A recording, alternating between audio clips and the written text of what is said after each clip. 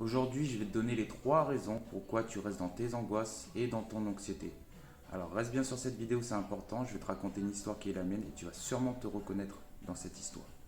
Lorsque j'ai fait ma première attaque de panique, j'étais complètement perdu et il a fallu refaire les choses de la vie quotidienne par la suite.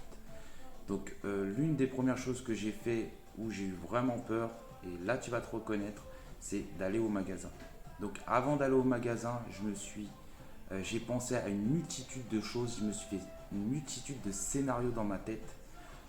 Et lorsqu'on est arrivé au magasin, en fait, j'étais déjà en crise d'angoisse.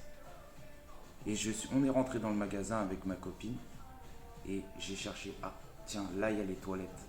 Ah, là il y a la sortie. Et là il y a l'autre sortie. Ok. Par contre, si je vais au fond du magasin, est-ce que j'aurai le temps de fuir? Je vais faire sûrement une attaque de panique quand je vais être au fond.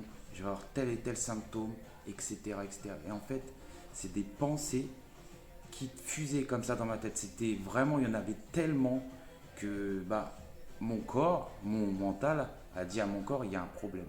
Et qu'est-ce qui s'est passé? Ça a créé une émotion de peur intense et de stress. Ce stress et cette peur intense ont créé des symptômes. Et les symptômes, vous les connaissez. Donc moi, je commençais à avoir le cœur qui battait un peu plus vite. Ensuite, j'avais une sensation de chaud-froid, une transpiration excessive. À cause de ça, une respiration plus rapide.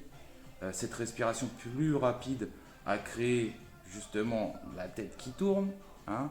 J'avais des fourmillements. J'avais une déréalisation de la personne à des moments. Donc je me voyais à la troisième personne, vous savez, comme dans les jeux vidéo.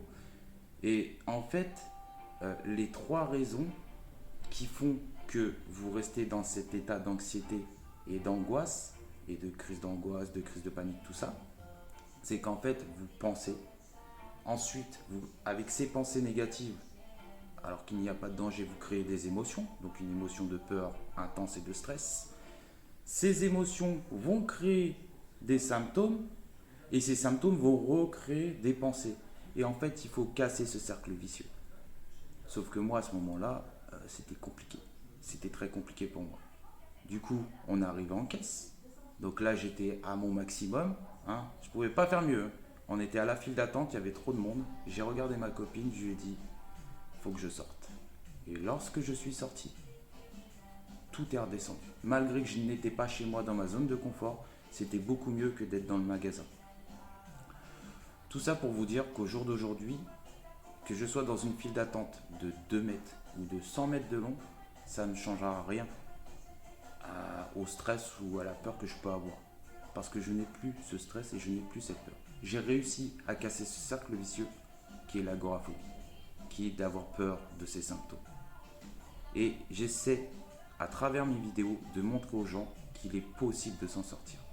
Mais pour cela, j'ai besoin de votre aide.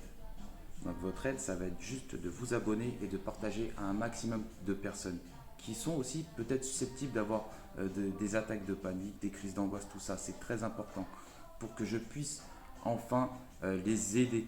Donc atteindre les 1000 abonnés pour que je puisse enfin vous aider et vous mettre quelque chose dans ma biographie. D'accord? Donc si tu es resté jusqu'à la fin de la vidéo, je te remercie du fond du cœur. C'est très important pour moi, tu as pris du temps et merci pour ça. Et surtout garde courage parce qu'il y a toujours une solution. Mais il faut y croire. Et moi, à travers mes vidéos, je veux vous montrer. Je vous montre tout ça. Sur ce, je te souhaite à toi une très belle journée et garde courage.